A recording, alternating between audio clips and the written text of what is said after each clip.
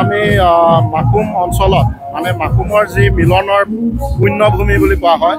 ইয়াতে আমাৰ মাকুম অঞ্চলত যিখিনি আমাৰ আশে পাশে গাঁও আছে বা মাকুম অঞ্চলৰ যিখিনি আমাৰ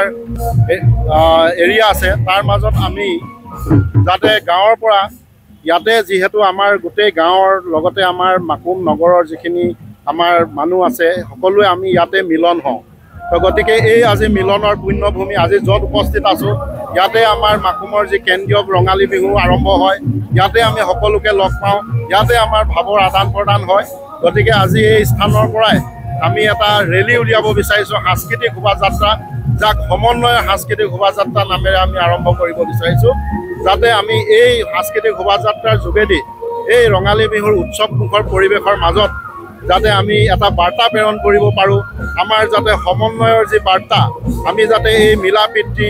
যি আমাৰ ভাষা ভাষী আছে বৰ্ণ ভাষা নিৰ্বিশেষে সকলোৱে যাতে আমি মিলা প্ৰীতি এই উৎসৱমুখৰ পৰিৱেশৰ যোগেদি মিলি থাকিব পাৰোঁ তাৰে কামনা কৰিছোঁ। আৰু এইটো সকলোৱে জানে যে বহাগ এইটো এটা আমাৰ অসমীয়াৰ কাৰণে আৱেগ আমাৰ হৃদয়ৰ স্পন্দন হয়। এই বহাগৰ এই পবিত্ৰ মাহটোৰ যে এটা এক অনন্য শক্তি আছে এই শক্তিৰ যোগেদি যাতে আমাৰ পৃথিৱীৰ কোনো এটা জেগাত এনেকুৱা এটা উৎসৱমুখৰ পৰিৱেশত আপোনালোকে নাপাব যিয়ে আমাক একতাৰ এটা বান্ধোন আনি দিয়ে। গতিকে এই বিহুৰ পৰিৱেশৰ মাজেৰে আমি যাতে আজি এই অঞ্চলত যিখিনি আমাৰ ব্যৱসায়ী আছে আমাৰ ইয়াত যিখিনি জনসাধাৰণ আছে আমাৰ সমাজ সচেতন ব্যক্তি আছে তেওঁলোকৰ মাজেৰে গৈ আমি যাতে এটা সমন্বয় বাৰ্তা দিব পাৰোঁ। তো গতিকে ইয়াকে লৈ আমি আজি শোভাযাত্ৰাটো আৰম্ভ কৰিছোঁ। আমি গাঁৱৰ ৰাইজে এটা আমি আজি সিদ্ধান্ত লৈছোঁ যিহেতু আমাৰ ইয়াত যিখিনি ব্যৱসায়ী প্ৰতিষ্ঠান আছে বা দোকান পোহাৰ আছে বা আমাৰ ইয়াতে যিখিনি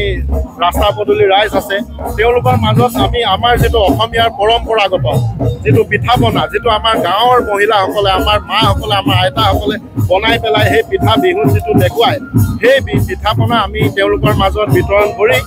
তেওঁলোকক আমি বিহুৰ শুভেচ্ছা দিব বিচাৰিছোঁ যাতে আমাৰ পিঠা পনাৰো যে এটা আমাৰ যিটো সোৱাদ আছে সেই সোৱাদটো দিব বিচাৰিছোঁ আৰু এই পিঠা পনাৰ যোগেদি আমাৰ মিলা প্ৰীতিৰ যি ভাৱ আদান প্ৰদান সেয়া আমি দেখাব বিচাৰিছোঁ।